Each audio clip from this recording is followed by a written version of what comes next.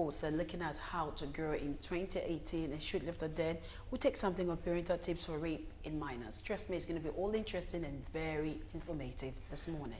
Yes, in a world that is ever evolving, that is ever changing, a lot of people seek, growth. A lot of people, they want to see different kinds of changes in their life. But how would you know if you are growing, despite all the changes that you are seeing in your life?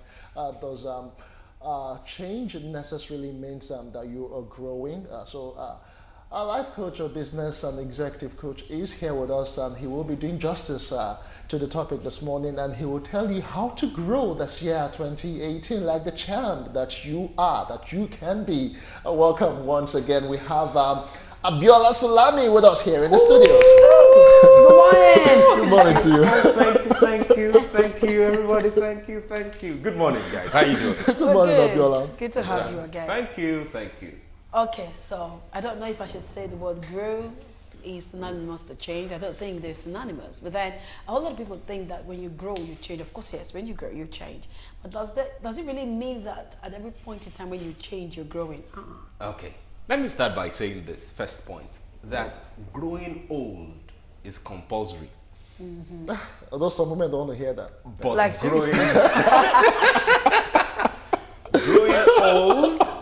growing old is compulsory. Of course it is. But growing up is by choice.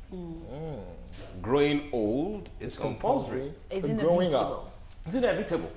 But growing up is by choice. What does it mean to grow old? At some point in time, you will be 1 year old, 5 years old, 10 years old, 30, 50, 60. And maybe 100. And maybe 100. And if you want to grow more than that, maybe 120. Who knows? 200. That is growing old. It will happen. It will Okay. happen. You said 200, receive it. And Hallelujah, glory to God. Growing old will happen. Okay. But growing up, that is the place of maturity. That is the place of development. And by development, I'm not talking about physiology now. The place of maturity. That is by choice. So many people, everybody in this world, this 2018, everybody will grow old. yeah. It is plus 1 year. Everybody will add 1 more year until everybody will grow old. So there will be some changes in our physiology. But the place of growing up is the changes, the development that we require in our psychology, not in our physiology. Our physiology is our body. Our psychology is our mindset, our mental state, True. which is what brings about the success that most of us will desire. So growing up is the place of maturity. And when you talk about change and develop and growth, I mean, even in elementary economics, people know. I mean, we learned that change and development are two different things. Change could be positive or negative. And I'm not talking about some people that talked about change some time ago. And now, but growth is improvement. Change is about difference. Growth is about improvement. You don't just want something different. You want something different that leads you to improvement. And so growth is about improvement. Take it easy. Something different that leads you to improvement. Yes. You want something different, not just a change, not just something new, not just something different. It is different and it leads to improvement. Like marriage now. Yes. I mean, invariably, we're talking about positive changes. Yeah, that's a great example. If I were Like you, I would marriage. defend that. Yes. I would use that to my advantage if I were Like which you. is a marriage. good one, Which is what I'm about to do now for Exactly. you. Yeah, Exactly. so Exactly. like you said, that changes in life could be positive or negative. Yes. So the one that would lead to development should be the positive. Yes, which is growth, which is what leads us. And that has to to growth. be is a deliberate effort. Is that effort you make? It's a choice. A that choice you make, okay. Yes, and one major thing that positions you towards growth is how committed you are to learning. Learning again is creeping up today. Yes, how committed you are to learning. I mean, you cannot grow beyond your knowledge. You cannot grow beyond your knowledge. You grow based on what you know. And when you talk about knowledge, there are three things I want us to look at. One is knowledge for knowledge itself. The other one is skills, and the third one is attitude. Knowledge for knowledge itself. Knowledge, So, skills, knowledge, skill skills, and and attitude. attitude. Okay. Now, those are three areas that we need to grow in. You need to increase your knowledge. You need to increase your skills, fine-tune your skills, and you need to improve on your attitude. The 3 indicators that shows growth is how more you know now than you used to know. What you can do now that you could not do before. And how better you are now in terms of attitude. So for anyone that wants to achieve anything significant in 2018, you have goals, you set, you are praying. You know, the beginning of the year, there's a lot of prophecy. You know, you pray, you're expecting, you have some desires. The way to get what you are aiming at is to seek growth. What you desire is growth, and it's to seek growth. And if you are seeking growth, it's about improving your knowledge, improving your skills and improving your attitude. Oh, I like that. All right, just to remind you that it is not just about us here. We are learning new things. We're learning how to improve on our knowledge, our skills, and attitude. And if you have some gray areas that you need enlightening on, or you can actually ask questions, you can contribute. You can be part of this conversation. It is very, very, very interactive. You can do that by sending an SMS on the number that will be displayed on the screen shortly. It is on the screen right now. Or you can also interact with us via our various social media platforms using the hashtag Galaxy Today. How to grow in 2018 like a champion is our subject of discourse this morning. Continue, Biola. Yes, you know, and there are people who desire growth. Yeah. But instead of following the process of growth, they follow something else. Okay. Those are the people that I describe as those that like to jump up. Because the truth is, if you jump up, you will come down. But if you grow up, you will stay up. You stay up. If you jump up, definitely you will come down. Gravity. Gravity. Gravity. Yeah. For example, I mean, a 5-year-old, for example, is not as tall as a 15-year-old. But the 5-year-old can jump up. And you take a picture of him jumping up. And you can see that his head level may be at the same head level with the 15-year-old. But the guy comes down back to basis. And so there are sharp practices people are engaging when you don't seek knowledge, when you don't fine-tune your skills, and you don't improve on your attitude. Even if you know people, you know, I say that the people you know may open the door for you, but it's the knowledge, the skills, and attitude that you have that will determine whether you will stay in the room or they will throw you out of the room. Many people are seeking to improve their network, which is good. It is said that your network determines your net worth. But between turning network to net worth is a gap. That thing in between is the place of your knowledge, your skills, and your attitude. I mean, if you want somebody to help you, for example, you know, people don't necessarily help you by giving you money. People help you by teaching you how to make money. Or connect. Even if they've given you money, it's an investment. You need to have the skills to transform that money, you know, to multiply the money into profitability. That is the place of knowledge, skill, and attitude. Are you an entrepreneur and you want to make more money this year? You need to improve on your knowledge, your skill, and your attitude. Are you an employee somewhere? You're seeking promotion, you know, I mean, you're tired of being on the same level, you know, rather than complaining about your organization or complaining about your bosses or complaining about every other person. Because what most people do is when things are wrong, when things go wrong, every other person is wrong apart from them. All right? So instead of looking out and complaining about what is not working, look within and improve your knowledge, your skill, and your attitude, which is what we do basically in our organization, helping people to improve their knowledge, to improve their skills and their attitude. Okay, so okay, sorry, just a button. I can see messages coming in. Please always remember to tell us your name and where you are writing us from, so that way we can actually keep tabs with you. Okay, this one is say, I don't know if maybe he just joined or she just joined. There's no name here. Maybe just to reiterate, how can someone take the right decisions in order to grow and succeed in life? Okay. Well, that's what we've been saying. I'm sure he just joined. Yes. So the way to make the right decision, number one, is knowledge. Okay. The more you know, the better you are positioned to making a decision on that. I mean, you could be someone that makes impulsive decisions before, just the way you feel, you know, that you feel this is right or you feel this is wrong. And decisions are not supposed to be made on your feelings. They're supposed to be made on facts. So, yes, so the more you know, the better you can make decisions. So, saying in life, that's very general. Let's take business as an example. So you want to decide on which new business that you want to do, or even within your business. You have a business running already, and you want to decide on what market to serve, for example. It's important to find out, to know who are the people that will need what I have. And by finding out doesn't mean you have to conduct a research that you have 1,000 people, a sample of 1,000 people, or a sample of 10,000 people. There are people around you. You know, there's something we're creating in our organization. It's a reality TV show centered around communication for millennials. And we've been going about asking people around us, you know, the millennials around us, that, oh, so what do you think? How do you think this should go? Now, we don't think we know it all. We're asking and seeking opinions of people. And we're not asking one person or two people or five people. We're asking many people to sample a cross-section, to gather knowledge, to gather information, so that we can better deliver what we have in mind to do. So it is important to focus on gaining knowledge. And one of the easiest ways to gain knowledge, I can't overemphasize this, social media. And by social media, I'm not saying that you should read some people's opinion. When you want to read, when you want to get knowledge from social media, be sure that the individual putting out that knowledge is a resourceful person, is a certified person, knows what he or she is talking about. There are various videos on YouTube to teach you anything you want to learn. But how about seminars, conferences, and probably mentorship? Mentorship. Are they not important when it comes to gaining knowledge? Yeah, great question.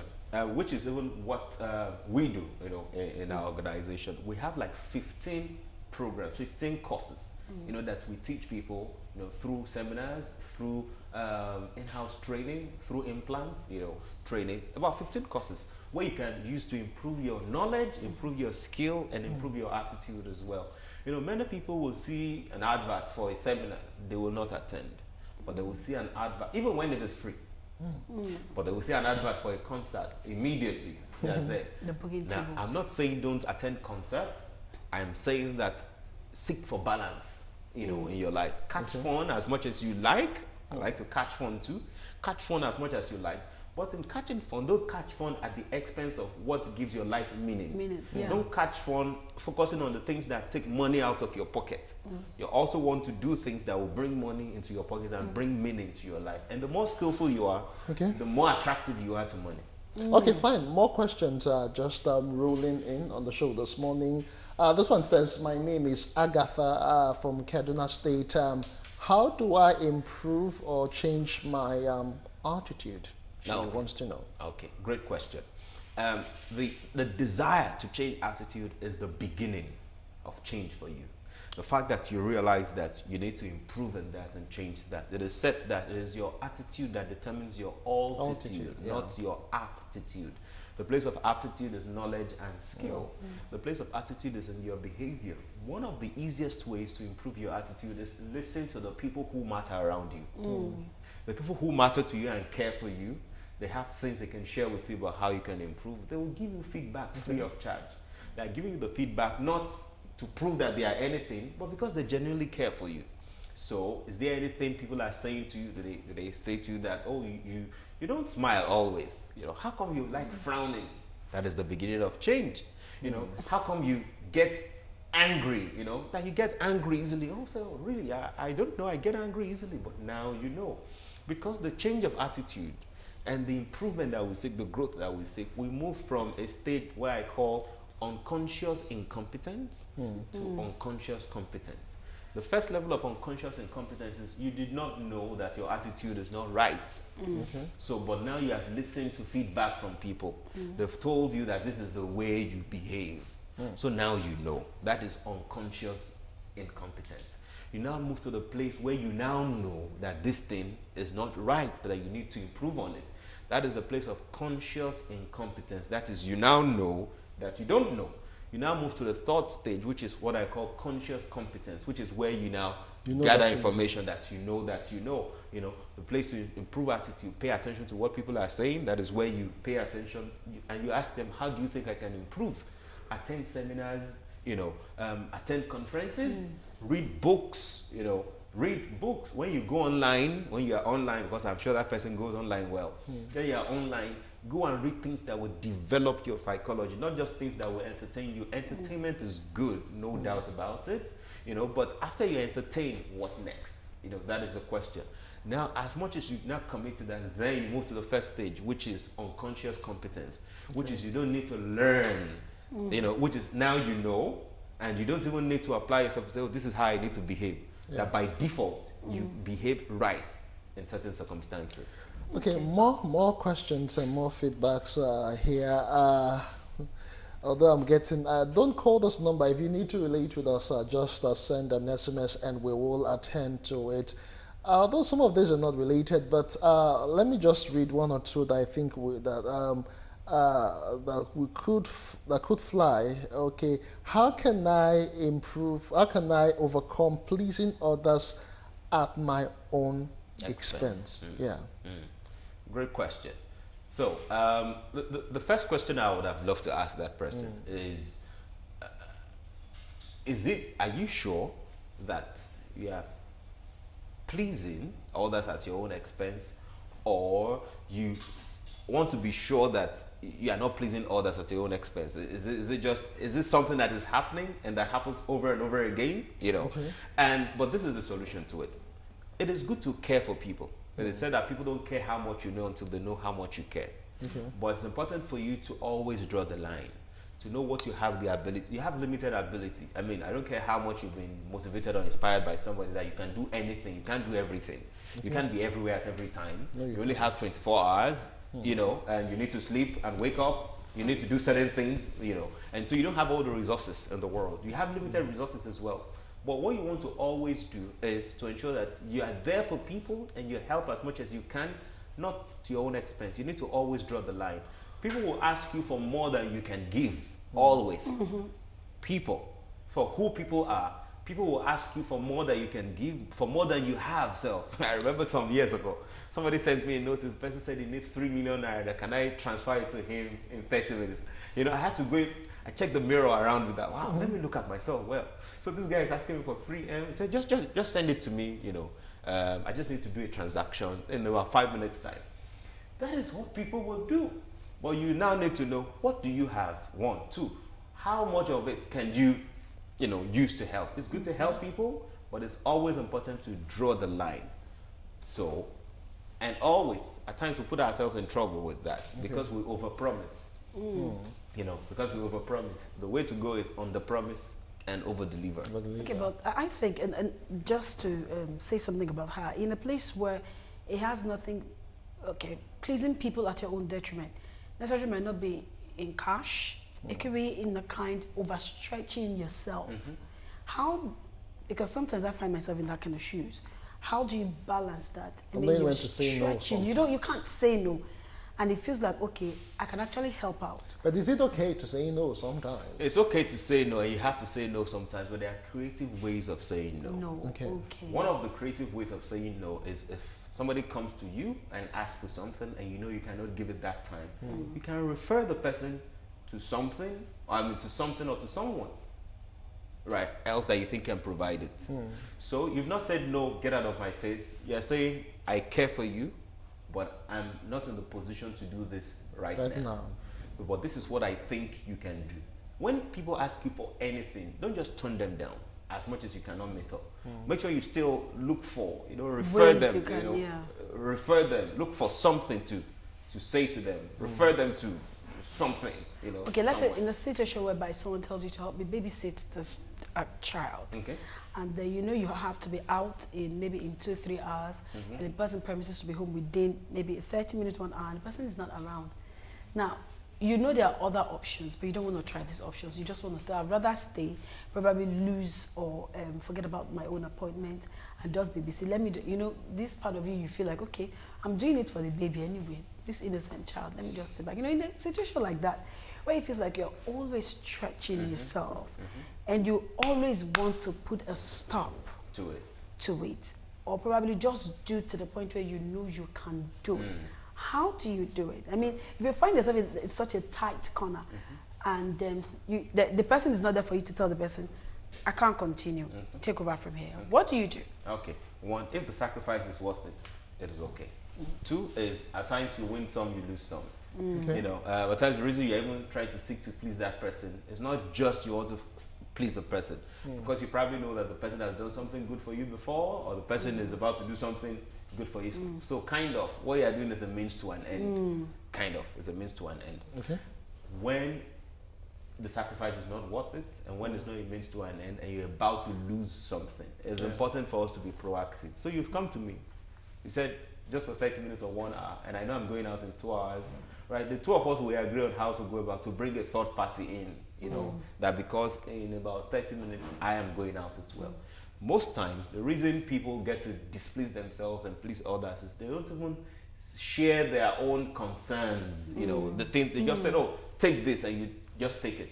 You know, you didn't say, oh, I'm happy to help you for 30 minutes because I am going to so and so place. So in case you don't come by then, where should we put the baby? But no, don't worry, I'll be back by then. Say, I understand. I'm just saying that in case we need to agree on that, and when we agree, then I will help you. All right, it's still Galaxy today, and we're looking at growth in 2018, how you can grow like a champion of the show. We'll come take the rest of your feedback. So just remember that we'll still be looking at parental tips for raping minors in a moment. Keep your messages coming, and we will deal with them. Stay with us. A lot is happening around the world today, from UK's historic exit from the European Union to Donald Trump's presidency that is putting America and its interests first. From this day forward, it's going to be only America first. There's also the emergence of a new generation of leaders from Luxembourg, Canada, Ireland, to the election of 39-year-old Emmanuel Macron in France. The world is changing, but to what extent will this change affect Nigeria and the African continent? The question people are asking is why do we want to allow an outsider that has not strengthened his own backyard? Is it because of economic interest? That's the question we answer here on Global Arena as we bring to you in-depth analysis of global issues and how they affect us, highlighting the continent's interest in international affairs.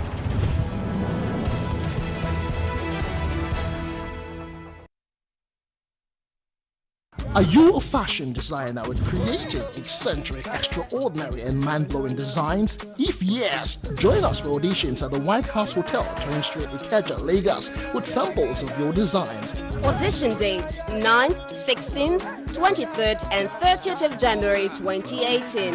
Final auditions holds on the 6th of February 2018. Time is 9 a.m. prompt. It is fashion at its peak. Now it's in bed, anything for me.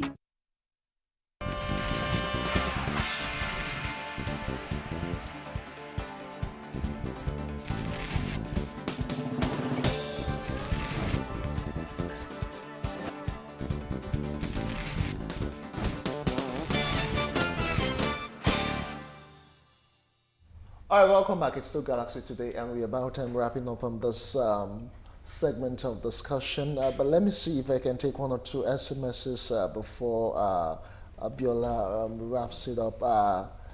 Hello, Sam by name. My major goals for this is to go into music industry. Okay, did the message fly? With my great songs, I have demos. How do I move from demos? That's one. Okay. My name is Sarah from Lagos. Please, I'm always hot-tempered. How do I control it? Okay. That's for attitudes too. This one is asking if witchcraft can actually stop growth in business. That's another question. Okay, I'm trying to just get a hold of myself. Let's just deal with those questions. Okay. Yeah. The first one is about anger. Well, anger, yeah. Okay. Controlling temper, hot temper. Hot temper. Yes. Okay.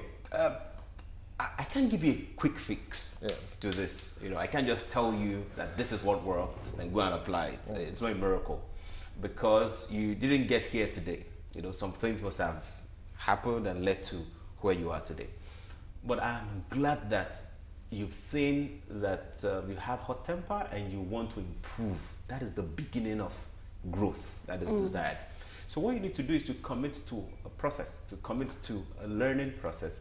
And anytime you hear about emotional intelligence, you know, anytime you hear about any training or conference or seminar or anything about emotional intelligence, please attend. Google, bring out your phone, type in emotional intelligence and read up and learn and see what they have to say there. I can't say that when you do this or when there's simple things I can share with you on know your triggers, know what triggers, you know, what gets you angry, And once you know what gets you angry, avoid that. But that can be just a simple thing that may not work in the long term. You know, but what you want to do is to commit to a process of learning. Anytime you see any conversation on emotional intelligence or anger management, please register for it, learn about it, go on Google and read about it. Go on YouTube, there are videos you can watch, you know, on it. And if you follow me on Instagram also, there are certain tips that you will see over time. It is not a one-time thing. What you see over time, so that you can be better at that. And the Instagram handle, by the way, is at Abiola_champ, at Abiola_champ. Okay. Let's just wrap it up. That's what the one I'm asking about. If witchcraft can actually, you know, hamper growth in business. Okay. Well, I'm not I'm not a diviner. But this is what I know. I know. Most times when things don't work, you know, instead of working them, we look for who to blame. Okay. Right. So we'll blame people around us, and we'll blame witchcraft on it as well, because most times we are lazy. You know, as a people, we are lazy. We go to church, we go to mosque, and we confess it is well, it shall be done, and we fold our arms. You know, without knowing that the process of working. Let me use Bible for example. You know, there's a gentleman, you know, whose name is Paul, that said that I plant, my partner waters, and then we pray for God to give the increase. But what we do is, you know, we are just praying for increase. You know, without doing the work, without planting. I mean, if you know about baking, you know, when they put yeast, the purpose of the yeast is to make the substance to grow. So, but what we do is we just pour yeast inside water, and we expect miracles to happen. So when it doesn't happen, we now say witchcraft. So the first thing we want to do is learn. Commit to growing your knowledge, your skills, and your attitude. Then we can now talk. All right, we have to rest it at that. We want to say many thanks to